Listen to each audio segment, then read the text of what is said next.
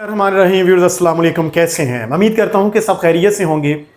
आज direct and direct के 4th lecture के साथ आपकी खिदमत में हाजिर हूं।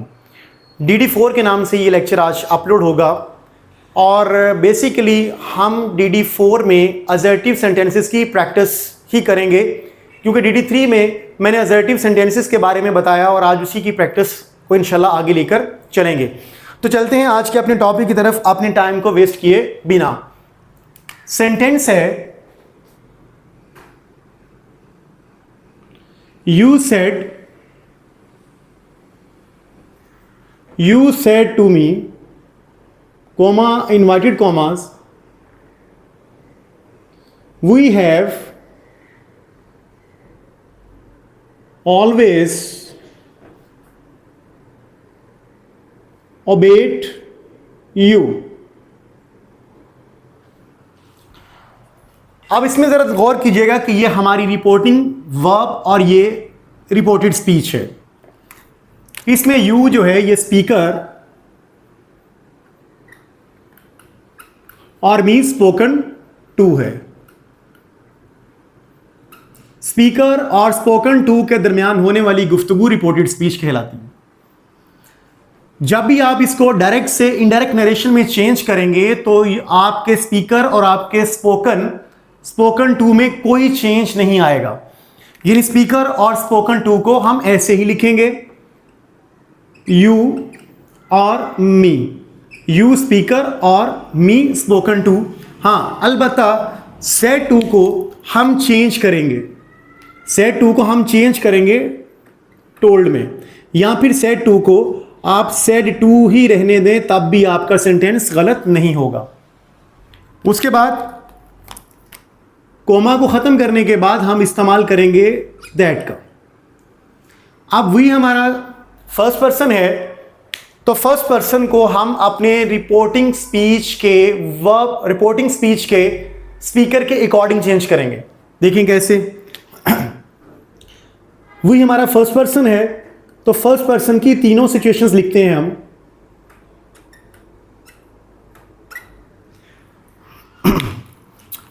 जी, SOP, subject object and possessive. अब वी क्या है? वी बेसिकली फर्स्ट पर्सन है, फर्स्ट पर्सन। और फर्स्ट पर्सन कौन होता है? फर्स्ट पर्सन होता है स्पीकर। और यहां पर स्पीकर कौन है? स्पीकर है हमारा यू। तो यू की तीनों सिचुएशंस लिखें, यू एंड योर।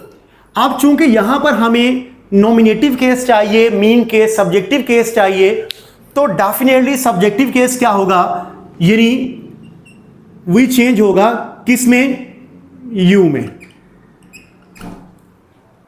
उसके बाद मैंने अपने प्रीवियस लेक्चर DD2 के अंदर बताया था कि अगर हमारी रिपोर्टिंग स्पीच के अंदर आने वाला वर्ब पास्ट में है, तो रिपोर्टेड स्पीच के अंदर आने वाले वर्ब को भी आपने पास्ट में चेंज करना है। क्या था कॉन्सेप्ट कि अगर आपका रिपोर्टेड स्पीच के अंदर वर्ब V1 है, तो इसको आप रिप्लेस करो V2 में, और अगर वो V2 है तो आप उसको रिप्लेस करो हैड प्लस V3 में। यानी ये कॉन्सेप्ट मैंने अपने प्रीवियस लेक्चर DD2 में दिया था। अब यहां पर देखो हैव है, तो हम इसको चेंज करेंगे किस में? हैड में। Had always obeyed. अब यू, इसको भी बनाते हैं जनाब, इसका भी SOPs। यू की तीनों सिचुएशंस लिखते हैं, यू एंड योर। जी, ये है SOP। अब यू कौन सा पर्सन है? यू पर्सन है जनाब सेकंड। और सेकंड पर्सन कौन होता है? सेकंड पर्सन होता है जनाब स्पोकन टू।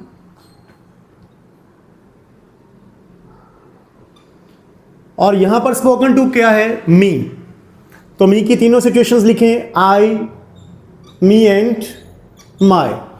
अब यहां पर यू चूंकि ऑब्जेक्टिव केस है, वी सब्जेक्टिव केस है, हैव हेल्पिंग वर्ब है, obeyed is a main verb and you is a objective case. तो डेफिनेटली ऑब्जेक्टिव केस यू को चेंज करेंगे किस में? मी में। यानी एक तरीका तो ये है एसओपी के अकॉर्डिंग। दूसरा मेथड ये है कि भाई आप देखो कि वी हमारा कौन सा पर्सन है, तो वी है हमारा फर्स्ट पर्सन, यानी वी जो है ये फर्स्ट पर्सन है। और फर्स्ट पर्सन क्या होता है? स्पीकर। तो स्पीकर क्या है? यू, यानी फर्स्ट पर्सन स्पीकर के अकॉर्डिंग चेंज होगा, और स्पीकर क्या है? यू। तो डेफिनेटली यू ही हम लिखेंगे यहां पर।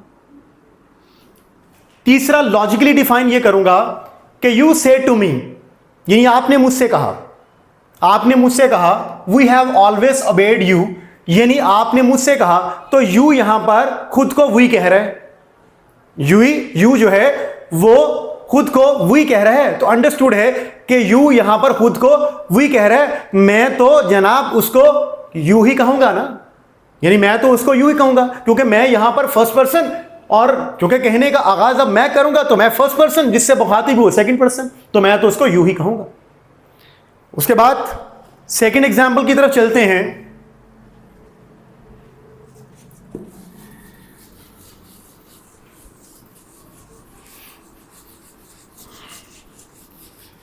मेथड बहुत आसान है, सिर्फ आपकी कंसंट्रेशन शुड बी। सेंटेंस है she said to me, she said to me, comma inverted commas, I prepared stewed meat for you yesterday.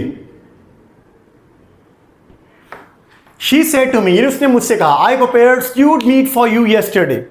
अब she स्पीकर और मी स्पोकन टू।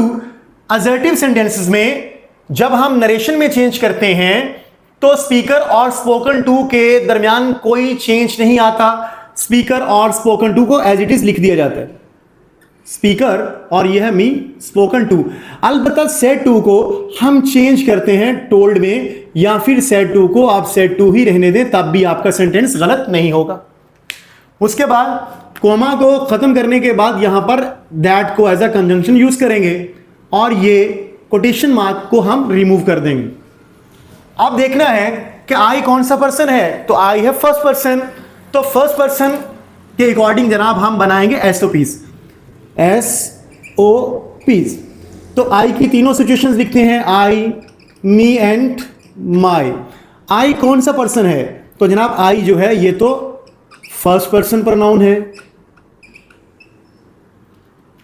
तो फर्स्ट पर्सन कौन होता है, तो जनाब फर्स्ट पर्सन होता है स्पीकर।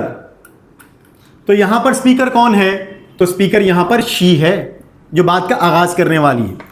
तो शी की तीनों सिचुएशंस लिखते हैं, शी, हर और हर।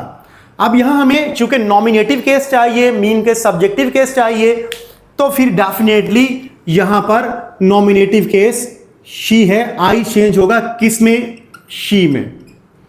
उसके बाद मैंने आपको कहा था कि अगर हमारा रिपोर्टिंग वर्ब पास्ट में है, reported is always come in past, अगर ये V1 होगा तो ये जनाब चेंज होगा V2 में, और अगर ये V2 होगा तो डेफिनेटली ये हैड प्लस V3 में चेंज होगा।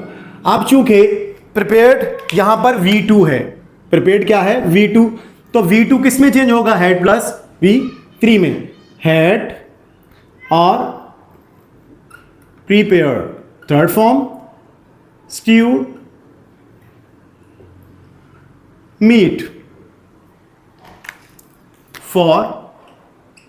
अब यू जो यहां पर एज ऑब्जेक्टिव काम कर रहा है, तो इसका भी एसओपीज बनाते हैं हम, इसका भी एसओपीज बनाते हैं। अब यू की तीनों सिचुएशंस लिखते हैं, यू एंड योर, एसओपी। अब यू कौन सा पर्सन है, यू डेफिनेटली सेकंड पर्सन है, और सेकंड पर्सन कौन होता है, स्पोकन टू। और स्पोकन टू यहां पर कौन है, जनाब मी। तो मी की तीनों सिचुएशंस लिखते हैं, आई, मी एंड माई। अब यू वहां पर चूंकि एज अ ऑब्जेक्टिव केस है, तो ऑब्जेक्टिव केस किस में रिप्लेस होगा, ये होगा मी में। और yesterday को हम चेंज करेंगे प्रीवियस डे में। किसमें चेंज करेंगे? Previous day. अब एक चीज याद रखें, yesterday और प्रीवियस डे में क्या फर्क है। बेसिकली yesterday बोलते हैं जैसे आज प्रेजेंट है और मैं गुजरे हुए दिन की बात करूं तो वो yesterday है, यानी आज से अगर गुजरे हुए दिन की बात करूं तो वो yesterday है। द प्रीवियस डे कब आएगा? मीन्स के बाद फर्ज करें आज से 6 माह पहले जो हुई उसका प्रीवियस डे, यानी आज मैं बयान कर रहा हूं लेकिन ये बात कुछ 6 माह पहले की है, उसका जो प्रीवियस डे था, उसका जो yesterday था, उसको प्रीवियस डे बोलते हैं। अब एक मेथड तो ये हो गया एसओपीज के अकॉर्डिंग। दूसरा मेथड ये है कि यहां पर देखो आई कौन सा पर्सन है? आई जनाब फर्स्ट पर्सन है, और फर्स्ट पर्सन कौन होता है? वो होता है स्पीकर। तो यहां पर स्पीकर क्या है? शी। तो शी का जनाब सब्जेक्ट शी ही आएगा, क्योंकि लॉजिकली अगर डिफाइन करूं तो देखें शी सेड टू मी, यानी शी ने मुझसे कहा। क्या कहा? I prepared stewed meat for you yesterday, कि मैंने आपके लिए स्ट्यूड मीट बनाया। ठीक है, अब शी अपने बारे में बयान कर रही है कि मैंने बनाया आपके लिए, यानी शी खुद को आई कह रही है यहां। ठीक है, यहां पे शी ने खुद को आई कहा, तो डेफिनेटली शी ने खुद को आई कहा तो मैं तो शी को शी ही कहूंगा। शी खुद को आई कह रही है और मैं तो शी को शी ही बोलूंगा इनडायरेक्ट, क्योंकि मैं नरेट कर रहा हूं, डेफिनेटली मैं तो शी को शी ही कहूंगा, जबकि शी खुद को तो आई ही कहेगी ना। ठीक है, अब यहां पे बात की जाएगी स्ट्यूड की। देखो ये स्ट्यूड वर्ड क्या है? अक्सर आप देखें हमारे घर के अंदर जो खातून खाना होती हैं वो घर के अंदर जनाब हंडिया बनाती हैं, जैसे प्याज को भूनती हैं। ठीक है, भूनना। ऐसे देखें मीट बनाया जाता है जो भून के बनाया जाता है, बुना हुआ मीट, उसको बोलते हैं स्ट्यूड मीट, जो बुना होता है। ठीक है, जैसे दम पे कोई चीज़ बनाई जाए, बुना हुआ पका हुआ, ऐसा उसको बोलते हैं स्ट्यूड मीट। जैसे मिसाल के तौर पर अक्सर हमारे यहाँ होता है जी चावल दम पर हैं, या चावलों को दम दिया जा रहा है, या चावल को दम किया जा रहा है, तो दम करना, चावल को दम करना, उसकी इंग्लिश होती है सिमर। SIMMER, सिमर बोलते हैं दम करना। ठीक है, चलें इंशाल्लाह आगे चल के वोकैबुलरी पे भी हम फोकस करेंगे। अच्छा जी, उसके बाद एक और एग्जाम्पल की तरफ चलते हैं। आई होप सो कि इसका कॉन्सेप्ट क्लियर हो रहा है आपको। नेक्स्ट एग्जाम्पल की तरफ चलते हैं।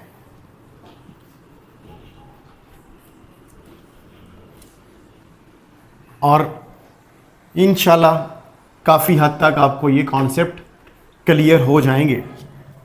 बात इंटरेस्ट लेने की है। जैसे the lady said to him, your uncle was absent the day before yesterday। अब देखो the lady said to him, lady क्या है? स्पीकर है, हिम स्पोकन टू है। आप स्पीकर और स्पोकन टू में कोई चेंज नहीं आएगा, आप स्पीकर को ऐसे ही लिखेंगे द लेडी, और स्पोकन टू को भी आप ऐसे ही लिख लेंगे। हाँ, अलबत्ता सेड टू चेंज होगा किस में? टोल्ड में, या आप इसकी जगह लिखेंगे सेड टू, तब भी आपका कॉन्सेप्ट ठीक रहेगा, गलत नहीं होगा। कोमा को खत्म करने के बाद यहां पर इस्तेमाल करेंगे दैट का, उसके बाद कोटेशन मार्क रिमूव कर दिया जाएगा। अब यहां पर योर के अकॉर्डिंग हम बनाएंगे एसओपीज। देखें भाई, यू, योर, ये SOP subject object and possessive. अब यू कौन सा पर्सन है? यू है जनाब सेकंड पर्सन, और सेकंड पर्सन कौन होता है? वो होता है जनाब स्पोकन टू। कौन होता है? Spoken to. अब यहां पर स्पोकन टू कौन है? वो है हिम। अब हिम की तीनों सिचुएशंस बनाते हैं, ही, हिम और हिज। अब यहां पर देखें वाजिया हो गया कि योर है तो चेंज होगा किस में? हिज में। तो लिखें हिज अंकल। अब वाज, देखें भाई वाज क्या है? ये है जनाब V2। क्या है? V2। एक बात तो आपको बताई थी कि अगर V1 हो तो आप इसको बदलना V2 में, और अगर ये V2 हुआ तो आप इसको चेंज करना हैट प्लस V3 में। अच्छा, एक और बात, जैसे B वर्ब है, B ये V1 है, V2 was और V3 been और V4 being। अब बी के जो प्रेजेंट फॉर्म होती है वो है इज, एम और आर, और वाज का प्लूरल वर है। अच्छा जी, अब यहां पर देखें वाज क्या है, V2 है। आपको बोला था कि अगर V2 हुआ तो आप लिखना हैड प्लस V3। अब वाज की थर्ड फॉर्म क्या होती है, वाज की थर्ड फॉर्म याद रखें, वाज की फर्स्ट फॉर्म बी है और वाज की थर्ड फॉर्म बीन है। एब्सेंट साथ आ जाएगा। द डे बिफोर येस्टरडे की जगह हम लिखते हैं 2 days earlier. Thus lady told him that his uncle had been absent 2 days earlier. एक मेथड तो ये हो गया एसओपीज के अकॉर्डिंग। दूसरी बात ये है, योर क्या है, योर सेकंड पर्सन की पॉजेसिव केस है, तो सेकंड पर्सन क्या होता है, स्पोकन टू, और यहां पे स्पोकन टू क्या है, हिम का सब्जेक्ट ही और ही की पॉजेसिव केस हिज। उसके बाद देखें वाज क्या है, V2 है, तो V2 जब आएगा तो आप उसको बदलोगे हैड प्लस V3 में, तो हमने हैड लगाया, और वाज की थर्ड फॉर्म क्या होती है, वो होती है बिन। यानी वाज की फर्स्ट फॉर्म बी और वाज की थर्ड फॉर्म बिन होती है।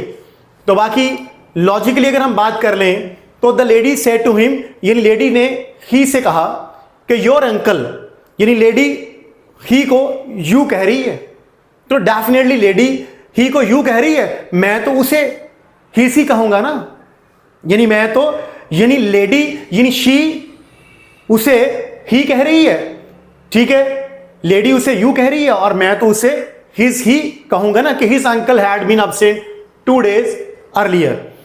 आई होप सो कि यह कॉन्सेप्ट आपको काफी हद तक क्लियर हो चुका होगा। DD3 और DD4 पे आप फोकस कीजिए। मैं उम्मीद करता हूं कि ये लेक्चर आपके लिए बहुत ज़्यादा कॉन्सेप्ट को क्लियर करने में मदद करेंगे। खुश रहें, शाद रहें।